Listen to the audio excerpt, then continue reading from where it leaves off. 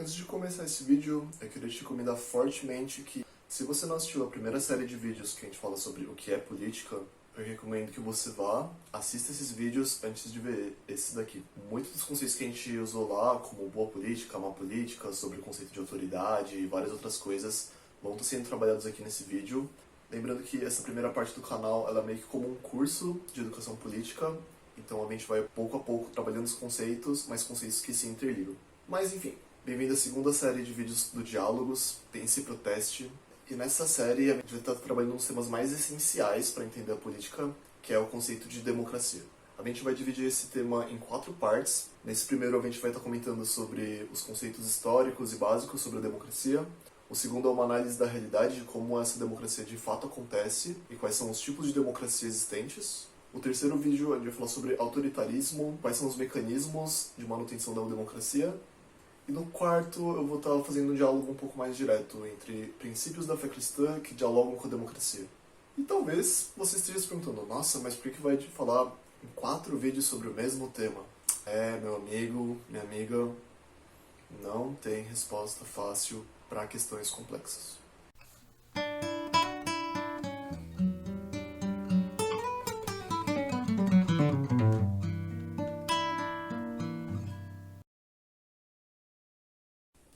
Acho que um primeiro passo interessante para entender o que é democracia é entender de onde vem a palavra.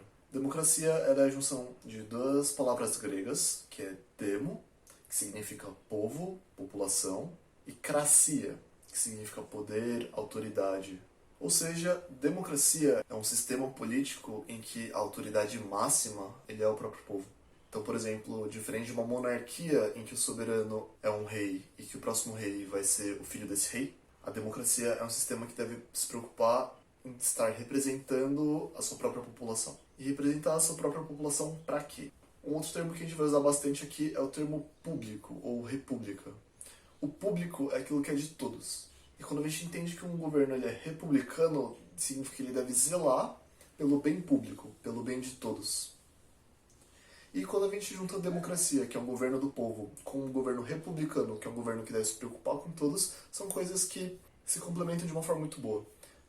Que nem a gente discutiu no outro vídeo, quando uma autoridade ela entende as dores do seu povo, ela sabe muito melhor o que ele tem passado e também consegue formular ações e planos que vão estar interferindo positivamente na realidade daquelas pessoas. E isso também tem bastante a ver com aquele nosso conceito de boa política e boa autoridade. Porque nesse ideal democrático e nesse ideal republicano, é um governo que se estabelece, mas para representar o próprio povo.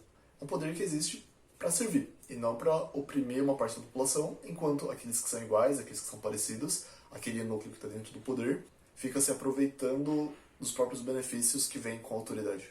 Quando a gente analisa esse ideal, a democracia me soa como uma ideia muito bonita. Então a ideia de que um povo vai governar para o seu próprio povo.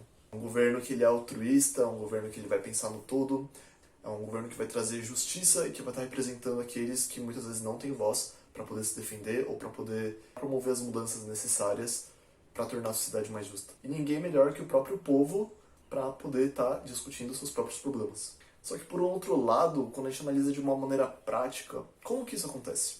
Por exemplo, o Brasil tem mais de 200 milhões de pessoas. Como que 200 milhões de pessoas vão governar 200 milhões de pessoas? Será que se, por exemplo, a gente criasse um grupo no WhatsApp com 200 milhões de pessoas e todo mundo ali discutisse qual que é a melhor forma de gerenciar o dinheiro público e fazer planos, será que isso daria certo? Claramente, não. Se a gente pensa nesse ideal democrático em estruturas micropolíticas, talvez isso faça bastante sentido. Por exemplo, a gente tem um grupo da faculdade, e nesse grupo da faculdade todas as pessoas têm o mesmo objetivo, que é fazer um trabalho da faculdade, esse é o bem público dessa microestrutura política.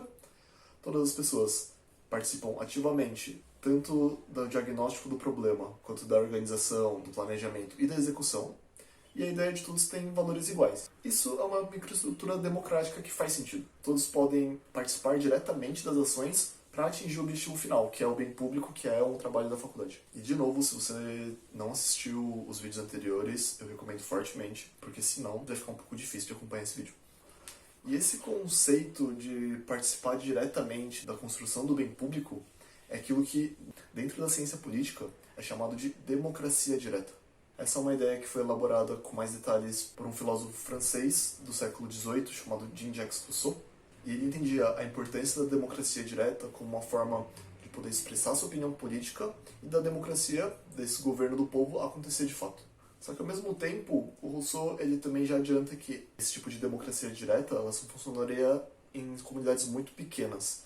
E se fosse para uma sociedade muito grande, ela provavelmente não funcionaria exatamente pelo problema que a gente falou, do fato de que 200 milhões de pessoas não conseguem governar 200 milhões de pessoas. Cachorro com muito dono morre de fome. Por mais que a ideia do Rousseau tenha muitas falhas, um dos valores que ele defendeu ecoa na nossa política e na nossa sociedade até hoje, que é a questão da igualdade de valor. Então, para o Rousseau, todos os homens, mulheres não era exatamente gente naquela época, mas para Rousseau todos os homens tinham igualdade de valor. Então, por exemplo, se hoje o voto de um pobre e de um rico tem o mesmo valor nas urnas, isso é como se fosse as ideias de Rousseau ecoando através dos séculos. Talvez você diga, nossa, que coisa tosca, o valor da vida humana é uma coisa inestimável, toda a vida humana importa. Só que lembra que Rousseau é do século XVIII, um período de absolutismo em que a vida de um rei, a vida de um nobre, a vida de um clero valia muito mais do que a vida de qualquer camponês pobre. Sem contar também de um período de escravidão, em que a tortura e a morte era uma coisa completamente normal. Lembra que a gente falava que assassinato era um ato político como outro qualquer? É dessa época que a gente está falando.